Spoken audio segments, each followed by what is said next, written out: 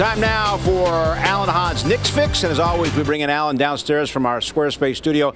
Alan, the Knicks have signed Kenny Wooten to a two-way contract. What is the significance of that? Well, the significance is a lot of fans got excited about him because he's been a highlight film down in the G League with Westchester. I like to call him a bouncy 6'9" forward, and he, like I said, put up some great highlights with block shots and dunks. And he's somebody that we saw in the Summer League when he stood out as an undrafted player in the Summer League with plays like this, and a lot of them went viral. His vertical leap is 42 inches, and the Knicks feel pretty excited about what he can be. Now, it wasn't really until he went on a tear recently. He's averaged 15 points and 8 rebounds and 3.5 blocks per game over the last 4 games. Teams around the league started looking into possibly giving him a 10-day contract, so the Knicks had to make a decision. They decided to waive Ivan Rabb from his two-way contract and offer the two-way to Wooten. And so they have him right now. The two-way contract, as you know how it works, a player can play both in the G League and also get called up for a number of NBA games. So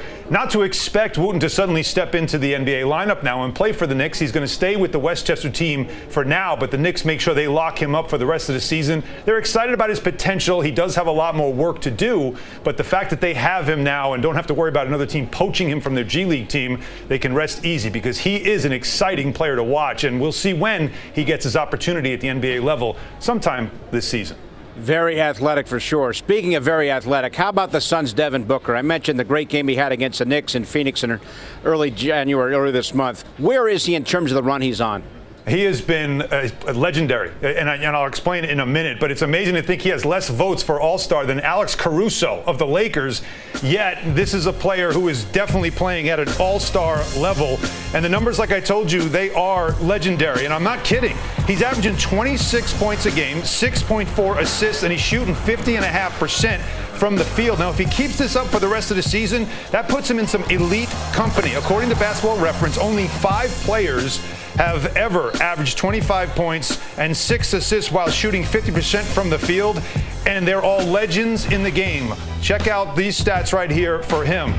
And those are the numbers I told you about. If he does this for an entire season, he joins players such as LeBron James, Larry Bird, Oscar Robertson, Jerry West, and Steph Curry, who have averaged 25 and 6 while shooting 50% from the field. By the way, LeBron James has done it 9 times, including last year with the Lakers. So it shows you just how special you have to be to do something like that. Now, he's 23 years old, so if he does it this season, he'd actually be the youngest of the group to do it. Oscar Robertson was 24 when he did it back in the 1960s. So if you're the Suns, you think that 5-year, $158 million extension that you signed him to that just started this season, you're getting good bang for your buck, and he is an all-star player for sure. All right, so Booker, good in all facets, good from downtown. It seems, Alan, in fact, the whole league is lighting it up from downtown, from three-point land. Is that good for the game or not? It's a question worth asking. Now, you remember the old motto, it's live by the 3 and die by the 3?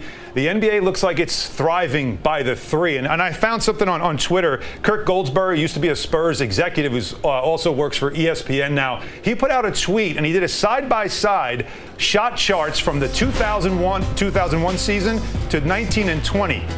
Look at the difference in the shooting areas. Now, you see it's the top 200 locations of shots that were taken in comparison over the last 20 years. And that's quite remarkable when you look at that. Now, we know the three-point shot has become the shot now in the league, but it's all or nothing. It's just like baseball, home runs and strikeouts, all threes or basically dunks. So you have the three-point percentage has been the same. So the shooting isn't getting worse. So the die by the 3 thing doesn't exist. 35% in 2000, 2001, 35% this season. So they're taking more threes, which is why scoring is up. It's amazing to think that back then in 2000, 2001, the team average was 13.6 threes attempted per game. That's what James Harden averages. So just one player. So it just shows you how the game has changed. One more quick stat to throw in there because you saw around the rim. There's no more mid-range anymore. The dunk average in the 2001 season per team was 212. We're at the midpoint of the season right now, and the dunk average is already 186 per team. So we're seeing a lot more dunks, a lot more threes. And the question is, with no mid-range game, is it better for the NBA or is it worse? Mid-range game is dead. That is the theme.